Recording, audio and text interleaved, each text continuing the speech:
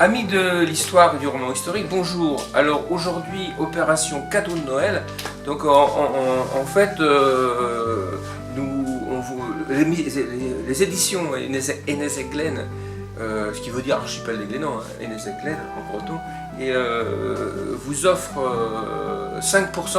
Alors c'est pas beaucoup 5%, mais c'est la possibilité légale en matière d'édition, de rabais quoi.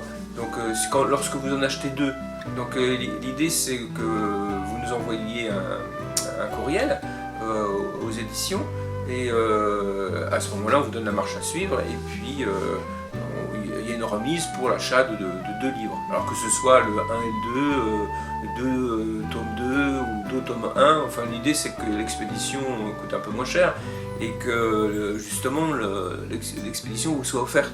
Hein, donc ça ne vous coûtera que le prix des livres, moins 5%. Voilà, c'est l'opération Noël, jour de l'an. C'est au moins jusqu'au 31 décembre, 1er janvier. Et donc si vous en achetez à ce moment-là, par paquet de deux, quoi, hein, ça vous coûtera un peu moins cher. Voilà, pour les cadeaux de Noël justement, ou pour les étrennes. Voilà. Donc je crois que je ne vous dis rien, c'est 5%. Voilà, c'est une expédition. C'est pour la France métropolitaine, hein, parce qu'il y a un petit surcoût pour d'autres endroits dans le monde. Que ce soit sur l'écran, je crois il y a marqué le mail des éditions. Enfin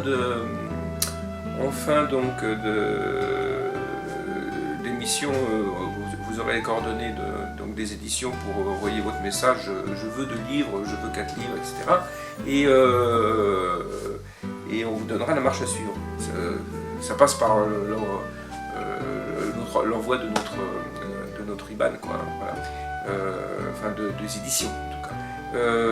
Voilà, c'est à peu près tout. Donc je vous rappelle simplement très rapidement, parce que j'en ai déjà parlé, je vous fais une petite lecture très rapide du 4e de couverture. Donc ça c'est, pardon, ce que je confonds, ça c'est donc le premier, alors c'est le sabre de Damas, Dieu et le roi, tome 1, de Jules Perras, moi.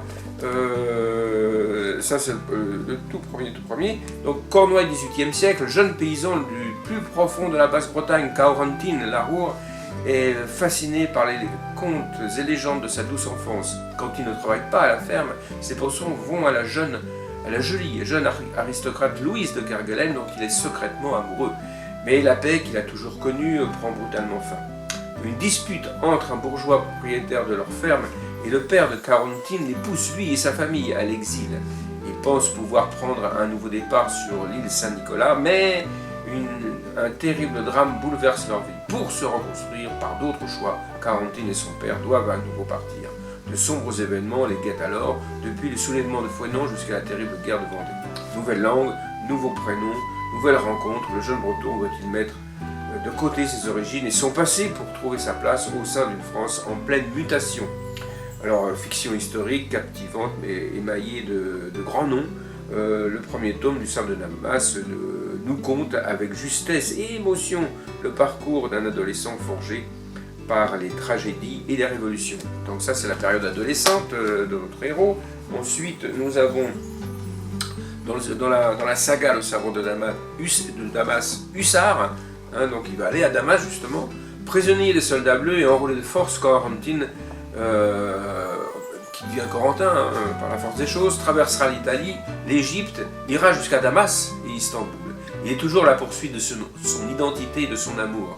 S'évadera-t-il pour rejoindre ses anciens compagnons royalistes ou se laissera-t-il fasciner en Italie par un jeune général nommé Bonaparte? Il rencontrera aussi l'amitié, celle de Maurice et de Charles-Louis Lassalle. Sa route croisera encore celle de Louise de Kerguelen, en Égypte pour s'en éloigner à nouveau bien malgré eux. Une suite incroyable d'événements le conduira à retraverser la Méditerranée et à revenir en Bretagne, où il espère bien rester pour toujours sans avoir à reprendre les armes. Donc c'est la période de tout jeune adulte, quoi, hein, voilà. C'est la fin du XVIIIe siècle, tout début du XIXe siècle. Ensuite, alors les autres ne sont pas encore... pour l'instant, vous ne pouvez pas les acheter, hein, par l'autre 2 ou 4. Et, le prochain qui sera, j'espère, édité au printemps s'appellera la Société des Altérés, toujours dans la saga Le Sabre de Damas, hein, on les voit là-haut, les suites. Et là c'est la période d'Austerlitz, hein, et puis ça s'appelle la Société des Altérés parce que c'est une société de militaires créée par le général Lassalle. Et ça évoque aussi la franc-maçonnerie, parce que la franc-maçonnerie à l'époque était très importante, les loges militaires étaient très importantes dans le régime de Napoléon.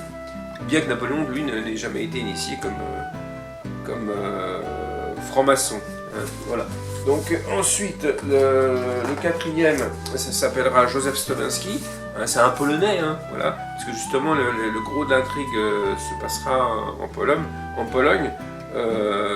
À ce moment-là. Alors, il y a un cinquième qui est écrit, le sixième est en cours, voilà, on arrivera bientôt à finir jusqu'au huitième.